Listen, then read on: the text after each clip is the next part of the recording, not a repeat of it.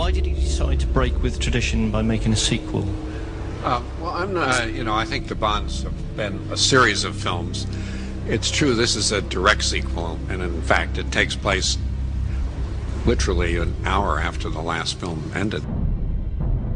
Why did we choose Marc Forster? Because he happens to be one of the greatest directors around.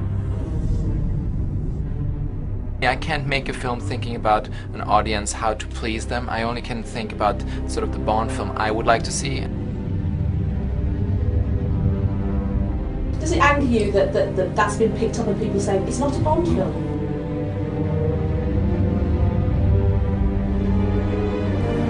I know it's a Bond film.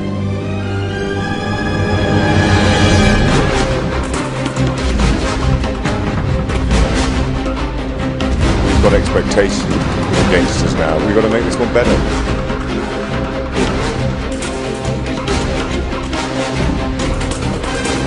It's not a revenge movie, it's much more complicated than that. No, the script wasn't set in stone. We developed it together until I was really happy with it. The first philosophy was I wanted to set the action to like the 4 elements, like to have one action in fire, one in air, one in water, earth. He has brought tremendous elements to this film. I had to find the locations before we actually were able to sort of write the script, and we wrote the scenes, a lot of them, around the locations I found.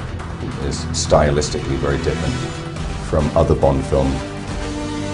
A lot of the low-life journalists outside are kind of talking about the fact that for a lot of them it's quite close to the Bourne kind of, tempo, and I know that a lot of the Bourne crew in there, the second unit director Dan Bradley and one of the editors. A Bond sequel. An actual sequel. This was a first in the Bond series. A direct sequel to a previous Bond film. This was something to be excited about. Michael and Barbara continued to try different things with these new Bond films, and I think the majority of fans welcomed this idea. Casino Royale laid out some pretty appetizing groundwork to follow up on. Vespa's death, this big mysterious evil organization, and Mr. Bond continuing his journey to becoming Ian Fleming's James Bond 007. It was a great chance for the more personal story of Casino Royale to expand into a large-scale Bond adventure. To make a direct sequel to any Bond film, Casino Royale seemed to be the ideal choice.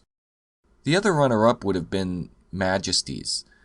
They could have easily done a direct sequel to it with Diamonds Are Forever if all the pieces lined up. Diamonds could have been a direct follow-up, as a ruthless Bond revenge story with Bond obsessed at finally getting Blofeld. Had they taken the alternative route of ending Majesty's on the happier note of Bond's wedding, if Lazenby stuck around for a second film, they could have opened Diamonds with Tracy's tragic ending, and they'd be off and running for Majesty's Part 2. Casino was the next best thing. Producer Michael G. Wilson had been developing ideas to make the following Bond film a direct sequel while filming was taking place during Casino. Taking its title from a Fleming short story contained in the book For Your Eyes Only, returning screenwriters Neil Purvis and Robert Wade went about writing an original story for Quantum of Solace. Casino was released in November of 2006 and was a smash. So this idea of making a direct sequel to it now really seemed like a great idea. There had been a 4-year gap between Die Another Day and Casino Royale. They didn't want to wait that long this time. In between counting all the cash the film was earning, at the start of 2007, they set a start date to make this new Bond flick, and eyed a release date for it in May 2008. Around May 2007, Paul Haggis was announced he'd be returning to help with this next Bond script. He would begin working on it after he was finished with his work on In the Valley of Ella. Haggis would subsequently get to work on Purvis and Wade's script around July. So, naturally, now they needed a director. Martin Campbell was asked to return, but he declined. I think he said he has a thing where he wasn't that keen on working on consecutive Bond films. So instead he went off and wowed everyone with Green Lantern. Roger Michell was offered the gig, but he turned it down because the short schedule of 18 months was not enough time for him to make the film.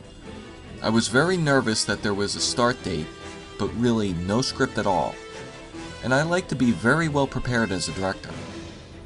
He had worked previously with Craig twice, so I wonder if Craig suggested him to the producers. So Paul Haggis was offered the slot, but he turned it down, saying to write and direct a film would take too long. There just wasn't enough time to do it. Are you starting to see a pattern here?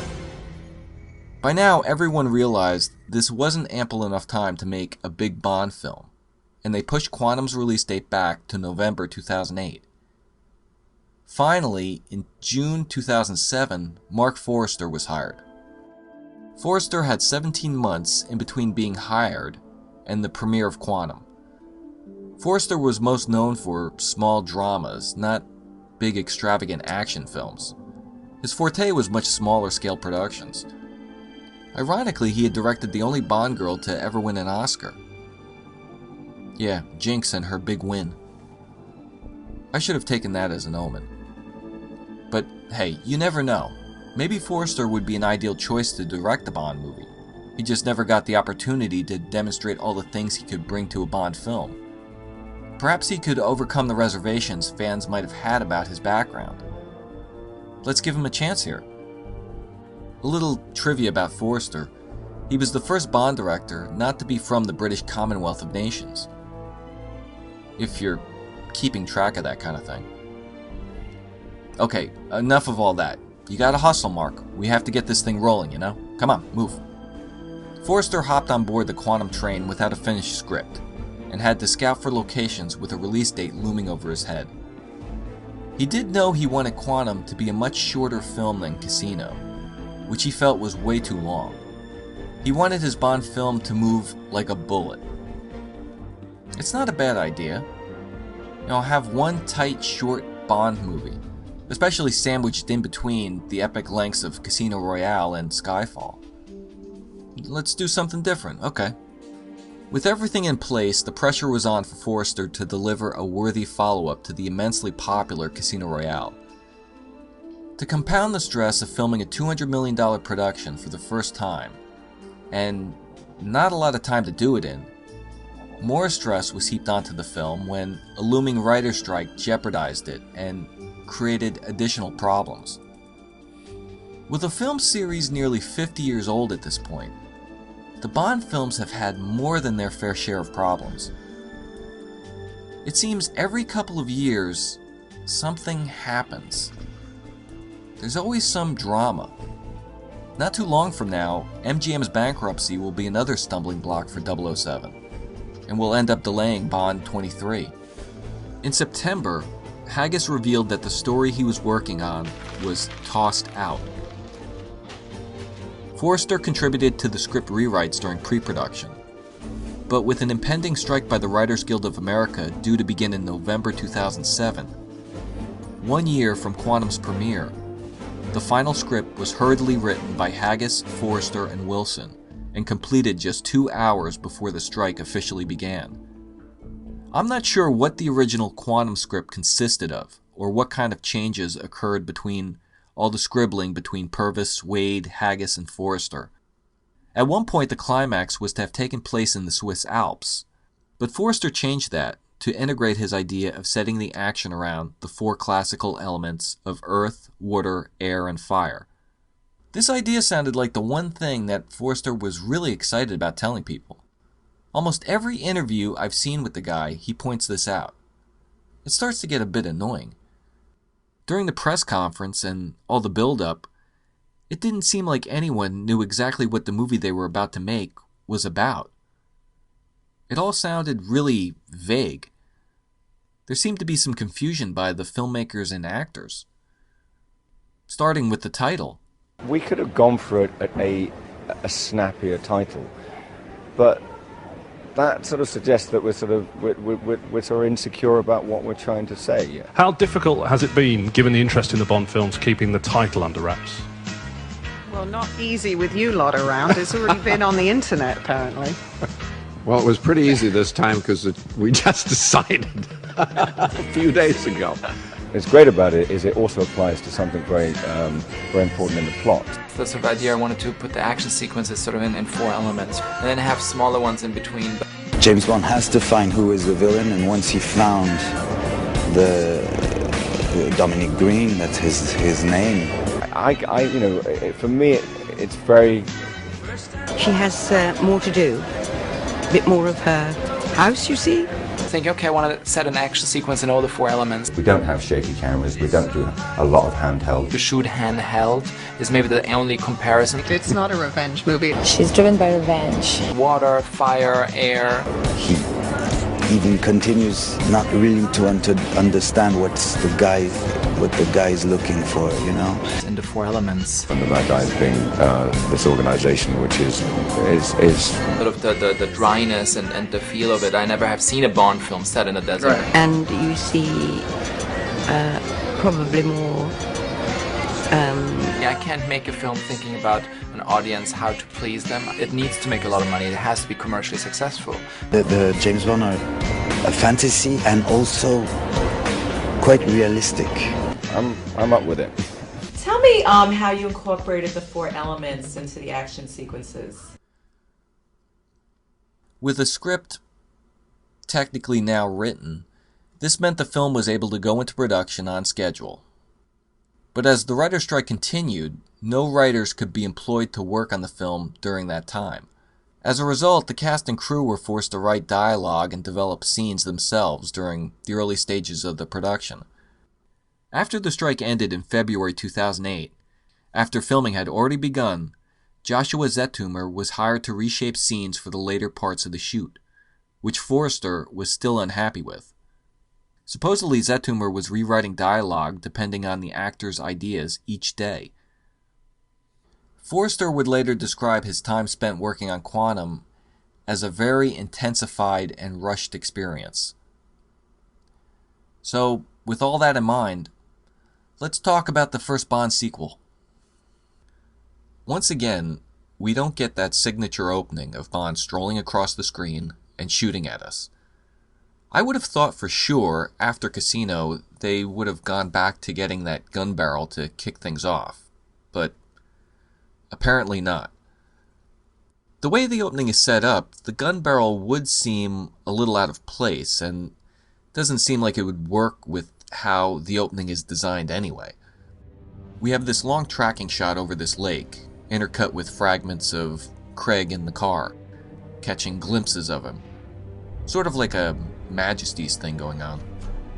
That ominous music is building and bang, the opening action scene commences. It's a real rush to hear the sounds of the car chase fill the soundtrack. It's pretty good. So despite the absence of the gun barrel, I think the opening works pretty well. And it probably wouldn't have been as effective had they had the Bond theme booming on the soundtrack in the beginning. The gunshot, blood dripping down, and then they tried to get back to some kind of silence and start all over again with the buildup of music. It would be kind of jarring and would just ruin the mood of this opening. Which is exactly what happens when we see it at the end of the movie. I need you back. We'll jump way ahead for a minute. It's a quiet moment between Bond and M. He chucks Vespa's necklace away. He has now found his solace. Soft music playing, a light snow falling. Bond is now ready to move on. It slowly fades out. What a heavy ending. I'm enjoying this quiet, reflective moment. Whoa! The gun barrel! We get the gun barrel and the music just punctures the whole mood. I guess they figured they had to include this gun barrel somewhere, so the beginning was out, and they very well couldn't put it in the middle of the movie, so they threw it in at the end, and we're just hoping people would walk out feeling like they just saw a James Bond movie. And it just kills the solemn tone the movie ends on. It's pretty crazy. They might as well have just done completely without it. Actually, they could have used the gun barrel before the credits, had they cut this whole car chase out.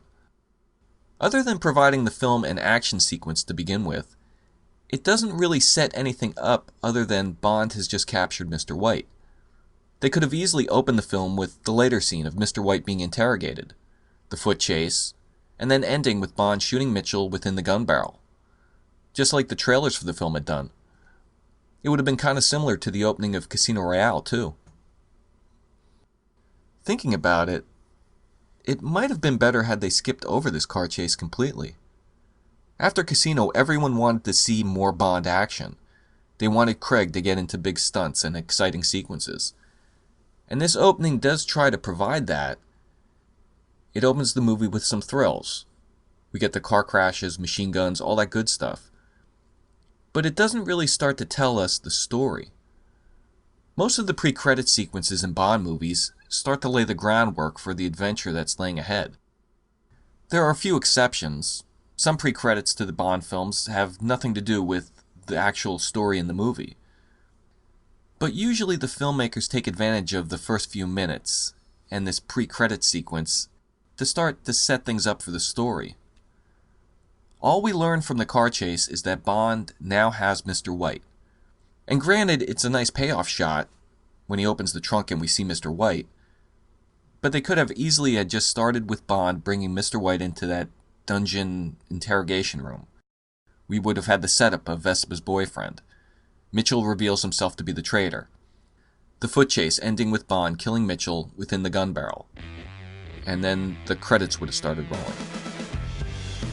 Yeah, that might have worked better. Anyway, we're dropped into a car chase with Bond trying to escape from some heavily armed guys. A lot of fans love the idea of how immediate the film picks up from the end of Casino Royale. People really seem to like the idea of how you can watch Casino, turn on Quantum, and it picks up exactly where it left off. Sort of like the Rocky movies. Look, nobody goes the distance with me. Get up out of that chair, chump, and let's finish this fight right now. It's fun to say that Quantum picks up from where Casino left off. When it first came out, everyone seemed to enjoy saying that. It's just fun to say when everyone was talking about it. It starts right where Casino ended. I've heard discussions trying to pinpoint the time frame in all this. It seems to fall from anywhere between 15 minutes to an hour after Casino Royale. I'd lean closer to an hour since that's what Wilson had said, and this sequel was supposedly his idea. It takes place literally an hour after the last film ended. Plus, an hour seems ample enough time for Craig to have done a costume change, and to lose the vest he was wearing when we last saw him in Casino. The car chase... I'm going to wait before I get into the style of the action scenes. There's a lot to talk about with them. I will say I can follow the action that's taking place. I mean, I have a general idea of what is happening, but I can completely understand the criticism that has been lobbed at the way the action scenes are filmed. It might have helped had they given Bond and the bad guys different color cars. That might have helped eliminate some confusion here. They look almost identical. So I can see where frustration would come in and viewers saying, this is hard to follow. I do like how the door to the Aston is ripped off, leaving Bond kind of exposed to the bad guys. I'm not sure exactly how that happens, though. It gets torn off by a piece of the truck. I get that, but I don't know where this piece came from. The truck driver hits the wall. At first I thought it was the bumper that gets knocked out of place and just kind of sticks out, but it looks like it pops out from like further inside. I don't know, I've done a lot of slow mowing with Quantum. I'm not sure where it comes from or how exactly it happens, but it does rip Bond's door off, which is kind of cool. After Bond dispatches the bad guys, he drives past a strategically placed Vespa scooter. Pretty slick. And we get the first location card in the film. It's somewhat strange to see. Bond goes into a pretty cool tunnel, and we get the reveal that Mr. White has been in the trunk the whole time. It's a decent clincher to the scene, and it really connects Casino and Quantum. We know exactly what has happened. It doesn't even bother me that the bad guys were shooting at a car, knowing their boss was in the trunk of it. But, I don't know, maybe they were just aiming high. Remember back with Tomorrow Never Dies? They had the choice between Sheryl Crow and Katie Lang to sing the opening tune. I always thought they made the wrong decision with Crow, and preferred Lang's song, Surrender, which got stuck on the closing credits. Another Way to Die by Jack White and Alicia Keys. It's the worst Bond song in the entire film series. And yes, I'm including Madonna's Die Another Day with that.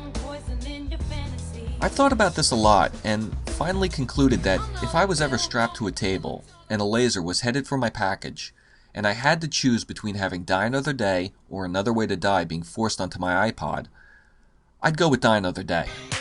At least that song is memorable. Memorably bad, yeah, but it sticks in my head after I heard it. This song, it does nothing for me.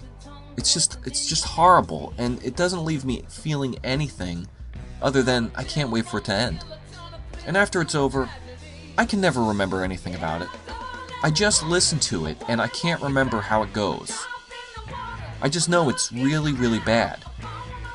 Amy Winehouse almost performed the title song, but for whatever reasons pulled out of the gig.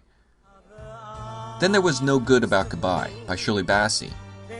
Supposedly the song was worked on by Bond composer David Arnold for Quantum, but he abandoned it once White and Keys was decided on. So the song was cast aside until Arnold decided to finish it for Bassey's 2009 album, Performance. So the song technically wasn't a rejected title track for the film, although I still would have preferred to have listened to that over Quantum's credits. It's a much better song.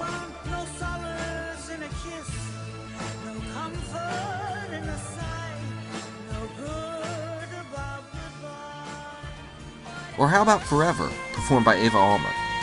I've always liked this tune since first hearing it. Maybe the lyrics get a bit too literal, incorporating lines from Casino, but I still dig it. It reminds us about Bond and Vespa, and what will be driving Bond through this story. Plus it uses the actual title, Quantum of Solace, in it. We're always looking for that in our Bond songs. When I think about it, I'm surprised the producers don't embrace some of the rejected title songs they've nixed through the years, and tried releasing them on some kind of compilation album. Maybe in some cases it would cause a little embarrassment on their part, exposing their creative decisions that were done and allowing fans to ask, why would they reject that? But it would be an interesting official historical account of what Bond fans never got to hear. As for the title sequence itself, it's very boring. We see the sun, Bond walking in the desert, firing his gun, and sand kicking up. That's the first 30 seconds, and that simply continues for the next 3 minutes, not offering up anything different throughout the sequence. Daniel Kleinman, who had done all the title sequences since GoldenEye, was replaced by the graphics company MK12, who Forster had worked with previously. I'm not sure why this was, whether Forster enjoyed working with them and simply wanted to do so again, or if Kleinman was unavailable, or what was going on. In the 46 years of the series, there had been 3 artists that had created the title sequences for the films. Maurice Binder, Robert Brownjohn, Kleinman, and now with Quantum, we get our 4th, MK12. I'm just going to say it, it's kind of weird saying MK12. It just sounds like a very impersonal group of anonymous individuals who made this. I'm used to individual artists who I associate their craftsmanship, abstract art, and creative designs to make these title sequences. There's a personalized mark in the creation of this part of the Bond film. Fairly or not, I just think of this one as a title sequence created by committee. I'm sure MK12 does impressive work, and most of what's here looks very well done and professional. Like, I would never be able to do this. And I like the outline of the chicks in the sand dunes moving around. But there's just something not very inspiring about it all, and it just gets monotonous. First of all, I get the script, and I read the script, and I come up with ideas based on the script. It's usually not written in the script what the titles are. It just says main titles, and that's it. And I have to kind of think of what to put in. And somewhere in that process, I get the song. I start to wonder just how much of the Quantum story they had to be inspired by when they were creating this. I imagine they had to start work on this credit sequence relatively early on during the production. We know that they had a rough script when they started filming the movie, and then there were rewrites that were being done when they were in the middle of shooting. So all the information that MK12 had to go on was probably that a large chunk of the movie was going to take place in the desert, they were going to film in other parts of the world, throw in the globe map whizzing around, and Daniel Craig was back playing James Bond. And that's all that they knew of what to design this sequence around. Although, I think if you're imaginative enough, you can make something out of anything. Limitations can sometimes force more creative thinking. But it didn't happen in this case. I think it's one of the lamest title sequences in the series. Plus, the awful song, it doesn't help either. Fortunately, Kleinman would return for the next film, creating the title sequence for Skyfall. No telling if MK12 will ever return to work on Bond again. Honestly, I prefer the cheesier credit sequences like Octopussy and A View to a Kill with naked chicks shooting lasers and wearing neon lipstick than this. At least they're more fun to look at. We start to get the seeds planted for the story. Vespa immediately makes a return appearance via a photo. M explains to Bond that Vespa's boyfriend is alive and that she doesn't want Bond to go after him. Bond confirms that he won't. You don't have to worry about me. But we see he's lying to her as he slyly pockets the photograph when she's not looking. The issue of trust is something that will run throughout the film, with M not knowing if Bond is out of control, bent on personal revenge, or if he's still working for Queen and Country. We never really got to hear from Mr. White in Casino Royale, and here we finally get to put some personality to that mysterious character. He's a cackling, arrogant bad guy who doesn't seem worried in the least. He makes some cutting comments to Bond that I'm sure is pissing him off. And very casually, he says probably the most memorable line in the entire movie. Well, then, the first thing you should know about us is that we have people everywhere. Am I right? It's a thrilling moment as Mitchell kills a fellow agent and reveals he's in cahoots with the bad guys. I really love that surprise. That's where the good of this ends. One of the things about Quantum is that the action starts abruptly and doesn't let up until it ends. That works in some instances. Like here, a bombshell is suddenly dropped. Mitchell's working with the bad guys, and we're off and running. But it happens all the time. I assume it was an intentional choice by the filmmakers to design the start of the action this way. Make it surprising and jolting every time it comes up. But it also sacrifices any kind of suspense and build-up to all those action scenes, which can be part of the fun. One of the things that I always liked in Bond action scenes, actually any action from any movie, is not only the physical action and the stunts that we get to watch, but also the gradual build-up and setup to them. We get clued in that there's some danger somewhere. Maybe the change of music tips us off. We get a point of view from another character. An ominous weird noise coming from somewhere. A shot of something signaling to us that there's some threat nearby. There's something that gets us on the edge of our seats, and the filmmakers get to relish milking the suspense, and our anticipation intensifies. In Quantum, there's really not a heck of a lot of that.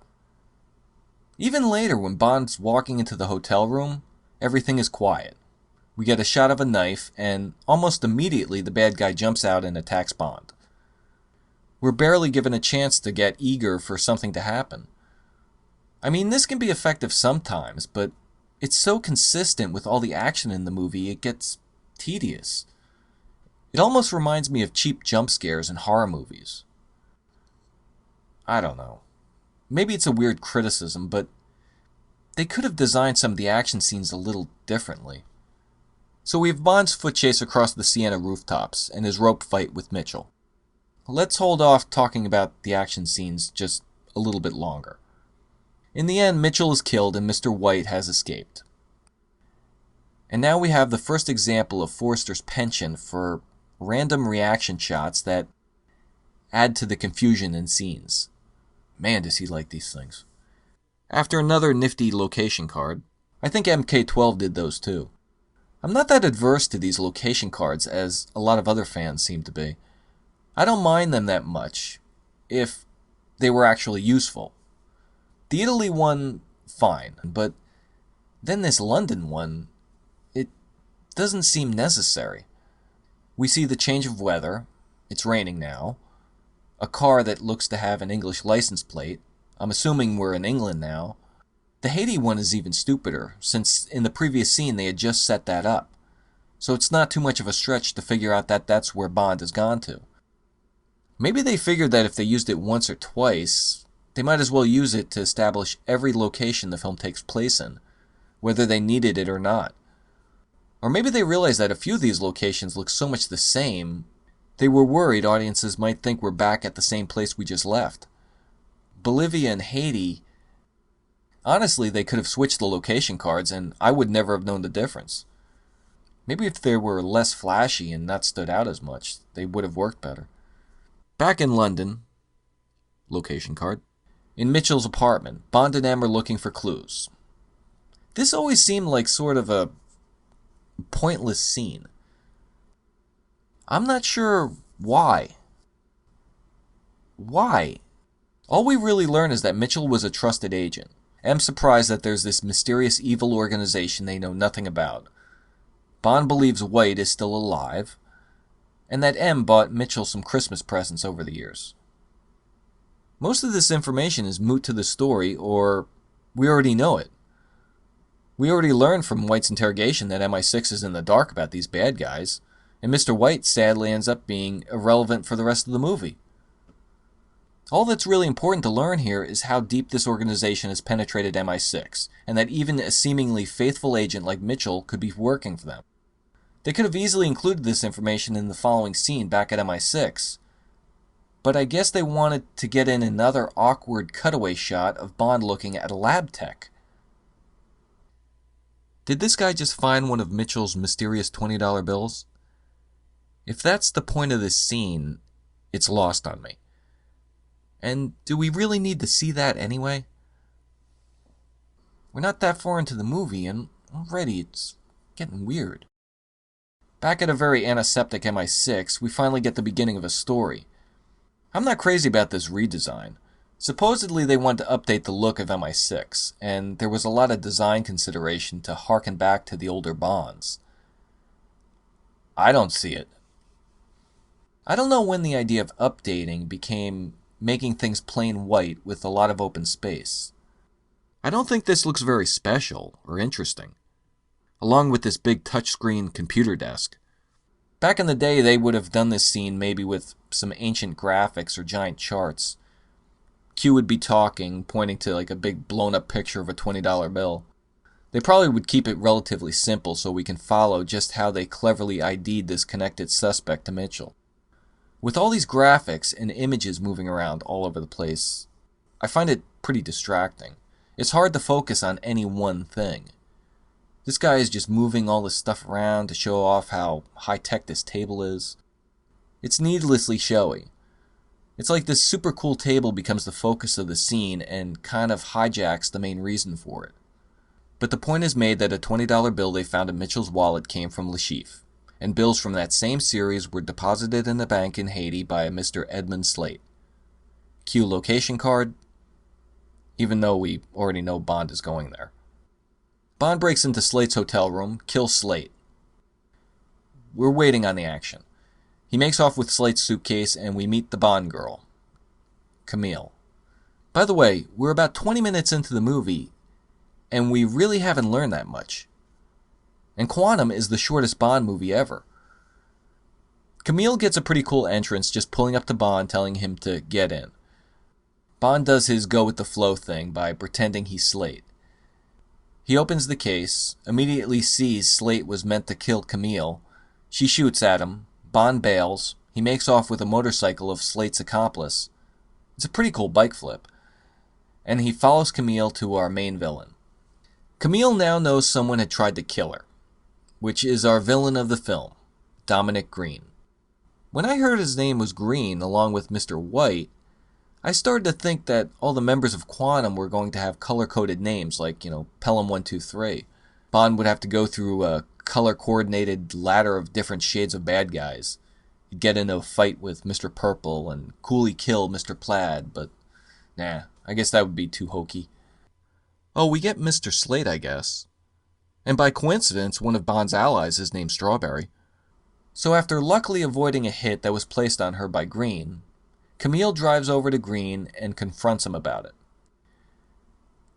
I have no idea why, and it doesn't make any sense to me. Oh, this is a good place to comment on our villain. You know the old saying, the better the villain, the better the hero. Behind every great hero is a great villain. The villain should leap off the screen every bit as much as the hero. They create dramatic conflict in the story. Together we will make history. If not, then that can be quite a problem. The great villains are the ones we love to hate. One of the most important things in a movie is the introduction to our characters. It's a moment that can reveal a lot about them. It can convey an intriguing tidbit about their personality, or what kind of person they are, what we can expect to see from them in the story. A character introduction can invoke some powerful emotions. It can inspire an intense audience reaction and offers a unique opportunity for insight and explanation. We can learn about a character in many different ways. We can learn by what they do and what they say, what kind of surroundings they're in. We can also learn by what other characters say about them, and how they behave when they're in their presence. Do you see where I'm going with this yet? So we all know a lot hinges on our main bad guy in a Bond movie. They usually get some dramatic build-up and have some pretty impressive, memorable entrances. We knew these guys are powerful. They evoked fear and were a threat. And here, Dominic Greene is one of the most forgettable villains in the series. He's barely even a real villain. He's more like a middleman in this Quantum organization. Le Chiffre was lower than him, but at least he was more interesting and fun to watch. I was geared up to see what Mathieu Amalric was going to do as a Bond villain, especially after seeing him in The Diving Bell and The Butterfly. He was great in that. But he doesn't do anything here. He's completely forgettable in all this. Forster vetoed the idea of having Greene have some kind of scar or disfigurement. He wanted to make him more realistic. Yes, he may be a more realistic Bond villain, a modern 21st century businessman type, but it's not very exciting to watch. At least the way they have him presented here. Here's the problem with Greene. For one thing, when we first meet him, he's doing arts and crafts. Another, he's acting like he got his hand caught in the cookie jar by trying to ice Camille, and he's trying to squirm his way out of it. He raises his voice and starts acting all nefarious, but by then, I'm already thinking Camille is the stronger character since she just ripped up his little art project. A very weak entrance for a very weak character. It also doesn't help that he just tried having Camille killed and she comes right over to confront him about it. What were you thinking, you little twerp? She's like pushing him around, ripping up his art project. Blofeld wouldn't sit still for this crap. Could you imagine if Andrea confronted Scaramanga like this? Or if Lupe raised her voice to Sanchez?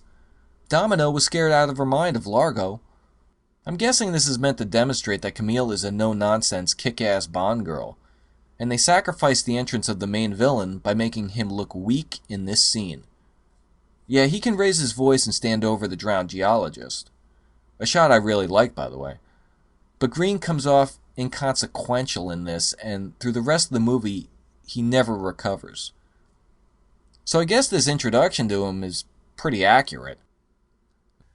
One of the standard things everyone expects to have in a Bond movie is a Bond girl. Who's going to play the Bond girl? Out of every Bond movie, Quantum would have been the one I would have said you can forget that blueprint component and not include her. Maybe Diamonds too, if that had been a direct sequel to Majesty's. But since they're continuing the Casino Royale story, the ghost of Vespa should have been hanging over Bond for the entire story. She's his motivation. She's why he's where he is emotionally and physically. I'm not saying you have to have flashbacks or dopey dreamlike scenes where Bond thinks he sees her or is talking with her, but you don't necessarily need a new hot chick walking around. You definitely can't have Bond shagging her and ending up in her arms at the end of the movie. That would defeat the whole purpose of this story. It'd be kind of weird if they just said, "Finally, I found my solace with Vespa. Now, let's hit the sheets." Unless she's going to provide something substantial to Bond's goal, you'd be better off eliminating her and spend that time focusing on Bond's mission at hand. The mission Forster wanted to move like a bullet. After all these years, Babs and Mike finally decide to break some Bond rules, so why not that one too? We eventually learn that Camille is using Greene to get to the General. However, once she knows that Greene has his suspicions about her, I figure her jig is up. You know what burns more than all your bullshit? Is that I always got the feeling that you were only sleeping with me to get to General Medrano. She narrowly avoided being killed by him and has gone as far as she could trying to get close to Greene, hence getting close to the General through him. So she'll have to now figure out another way to reach that objective. But no. She angrily storms over to Greene. The only reasoning I can think of is that the film wants to demonstrate that she's a strong, capable woman who is not worried about her own safety and can handle things if it gets dicey. She's just focused on the General, and that's worth the risk and any repercussions of her trying to get back into the fold with Greene now. Even though 10 minutes ago, he tried having her killed. I'm trying to reach for an explanation here, but really, I'm baffled by this. The kicker to this is even after Greene knows what Camille is up to, after having failed to kill her and now getting a second chance of disposing of her. Look, he's got his henchman there, a closed-off warehouse, a geologist's body is sitting in the water. He tells her to stick around and he'll introduce her to the General. Perhaps Greene figures he'll have the General take care of the dirty work. He'll knock her off while giving an added incentive to agree to the deal Greene is proposing to him. Like he says, Why don't you consider her something to sweeten the deal? Just promise me to drop her over the side when you're done. But why even take the chance? She just avoided an assassin hit. He doesn't know how, but that shows that she can be a dangerous target and can possibly goof up things with the General. Oh, he's underestimating her. Why is he doing this? This is so confusing and stupid. The whole thing just doesn't make sense to me. Camille is meant to be on a parallel mission with Bond. She's also out for revenge. Throughout the film, I never get invested in her mission. It just feels like a distraction to Bond's. I've invested nearly 2.5 hours with the guy, and now I want to see how his story is going to play out. So every time they toss in Camille with her goal, I just don't care. I felt more sympathy for Severin in that one scene in Skyfall at the casino than I did for Camille in this entire film. This is one of those characters where they think they're being clever, updating the traditional Bond girl by making her a strong woman. She's like the equal to Bond. She's not a typical old-fashioned Bond girl who's just supposed to stand there, look pretty, scream, and hope that Bond will save her. Even though the series started to do that back in '64 with Pussy Galore. I'm a damn good pilot. Period. So that argument doesn't hold water for me anymore. And honestly, fans moan about Stacy and Goodnight, but I think I prefer them over Camille. At least I understand why they're there. Help me! James! Bring on the eye candy, let's have it. I'm not a fan of Olga in that regard. She's just not my thing. I don't see it. But I rank her character as one of the most bland and inconsequential Bond girls ever. She's not as bad as Jinx, but she's low on the ladder. It would be different if maybe Camille's story was interesting. But it's not. It's a very cliched, oh, the guy killed her parents and now she wants to kill the guy. On top of that, she's also a secret agent or whatever. No matter how much they try to get me invested in her and her backstory, which they wait nearly an hour to finally reveal to us. He shot my father. He did things to my mother and my sister. And I strangled them while I watched. It's not compelling enough to keep me interested in her. Melina had a similar revenge story, and I was able to get behind that since we were actually shown her parents getting killed at the beginning of the movie, and how she reacted to it. Who are you? You killed my parents. The Havelocks? I'm sorry. But Camille's story, it just feels like a distraction to what I really want to see, which is Bond learning about Quantum. There are no real good scenes between her and Bond either. She's just kind of there. She gets a good entrance into the movie, but after that it's all downhill. She just hangs around. She's so bland and doesn't add anything. I think it was smart not to allow her and Bond to jump into bed. Like I said, that would have been inappropriate given the context of this story, but she doesn't do anything. If you have Camille there, I would have thought she would have been an ideal character for Bond to talk with. Open up a bit about the pain he's feeling, what he wants to do, and why. Even if some fans don't like the idea of Bond getting all emotional. But since Bond doesn't say much in the film about Vespa anyway, giving him someone to confide in is pointless anyway. All Camille does for Bond to accomplish his mission is provide him with some information. You could have had Felix or Mathis do that. The few instances she helps Bond, you could have rewritten things to let Bond save himself. I just feel you could have easily cut Camille out of this movie and not have lost much of anything. Let us just follow the silent Bond doing what he feels needs to be done. So Camille goes off with the general, Bond spots it. Bond has subtly been watching all this from across the harbor. Bond gets into a boat, and we get Forster's water action scene.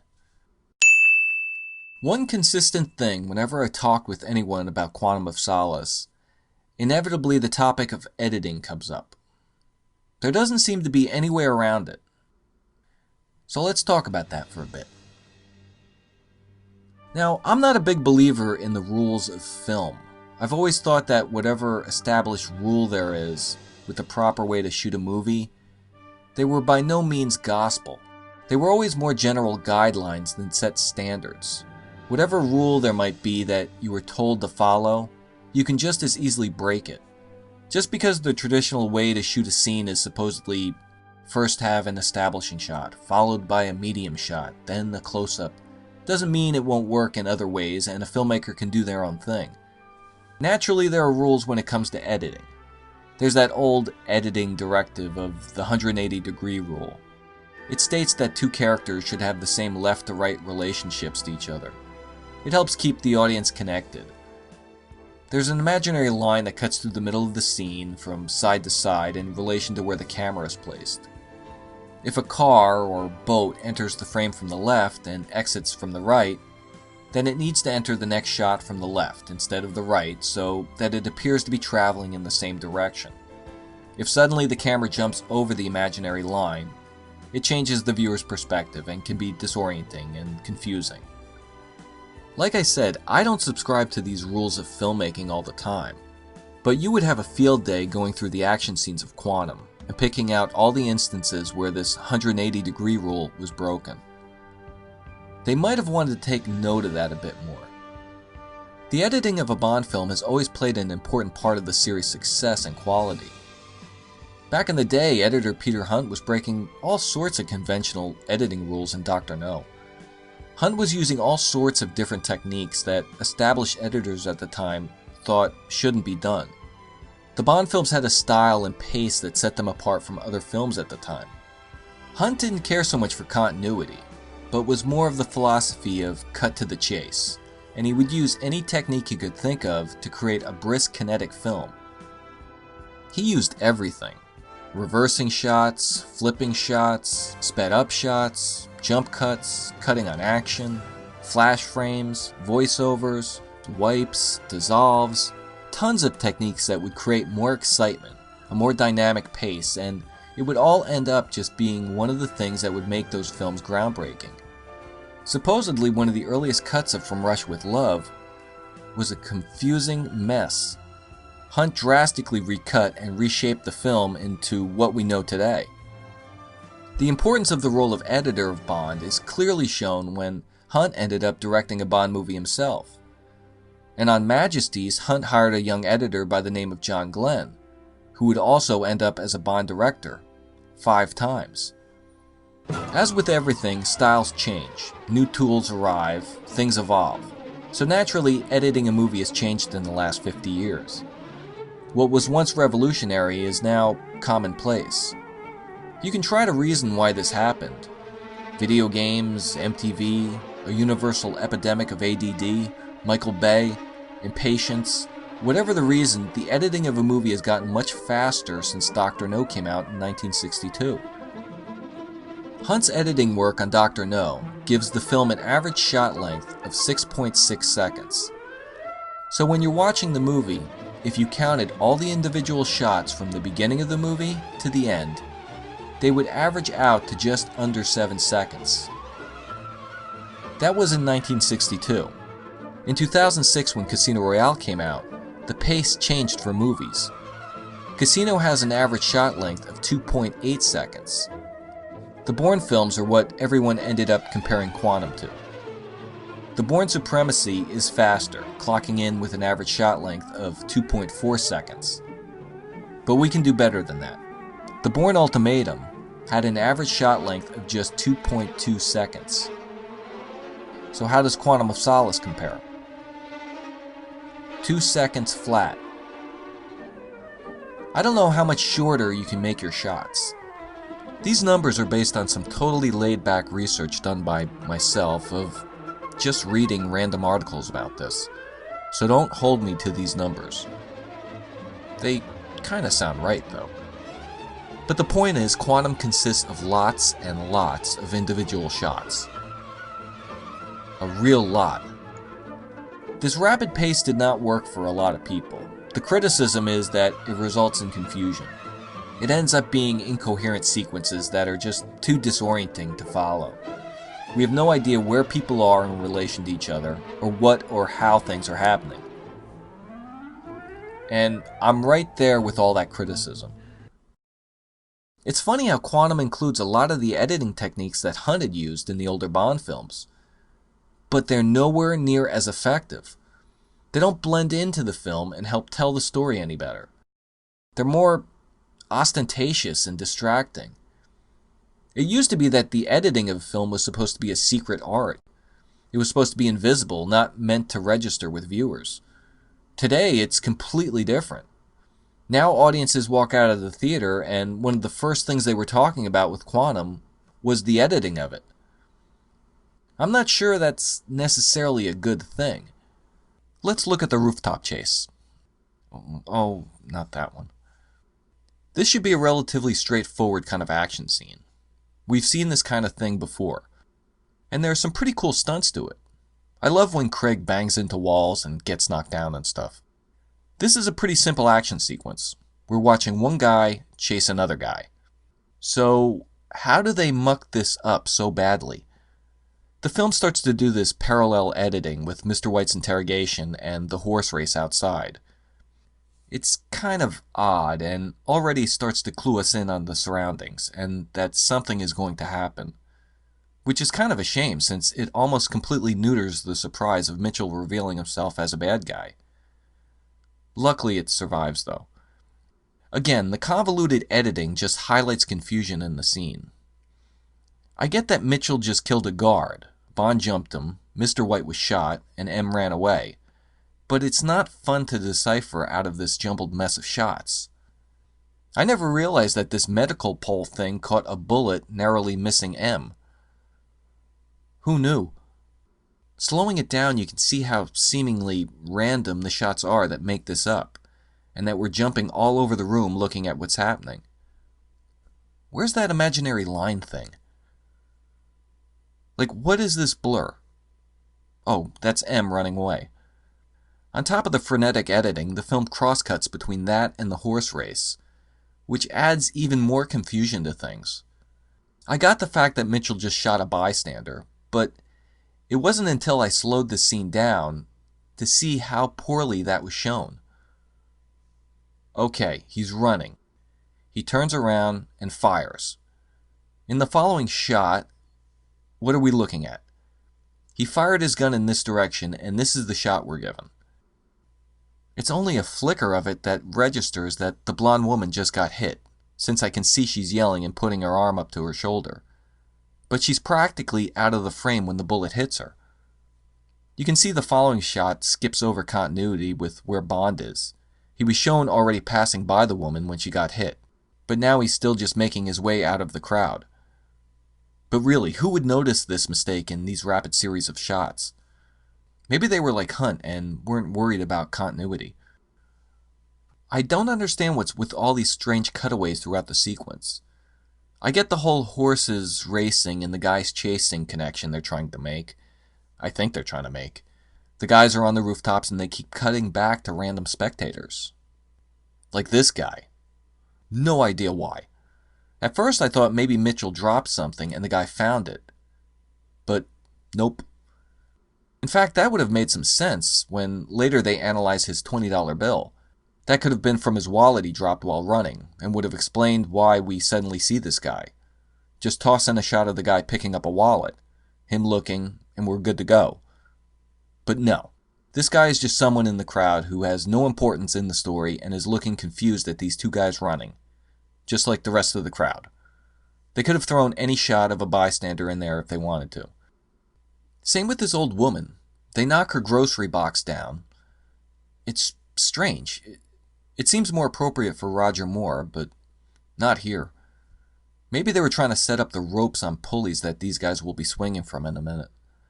There's some good jumps and narrow falls, but they just barely eke through the whole thing. The odd angles some of these shots are composed of, the handheld camera, the way it's all put together, it's more convoluted than exciting. I mean, one could easily mistake this bus for a train. You look at the same kind of rooftop chase in The Bourne Ultimatum, and it's so much better. Plus, there's more going on that you have to keep track of. You have Vicky running from the assassin, Bourne chasing the assassin, and the cops chasing Bourne. And it's all clear and thrilling and suspenseful as hell. As with the opening car chase, I will say I can follow these scenes and get a general idea of what's going on, but it's not a heck of a lot of fun to watch. I don't understand what's the point of having Craig doing his own stunts if we can't see him doing them. Why bother going to any of these exotic locations if we can't appreciate seeing the action unfold in them?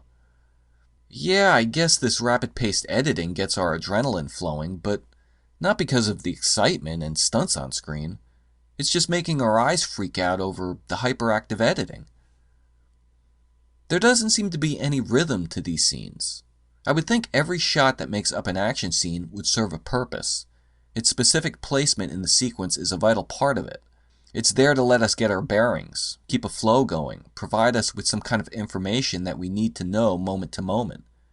Here, it's almost like you can replace any shot with anything else and it will still make the same amount of sense.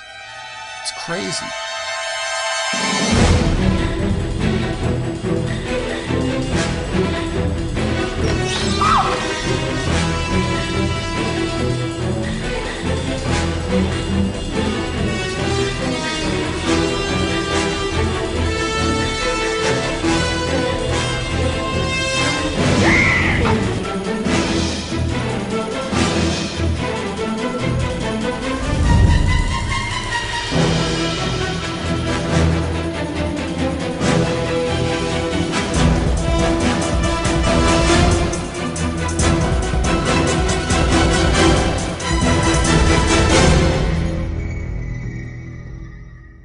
Please don't talk to me like I'm stupid!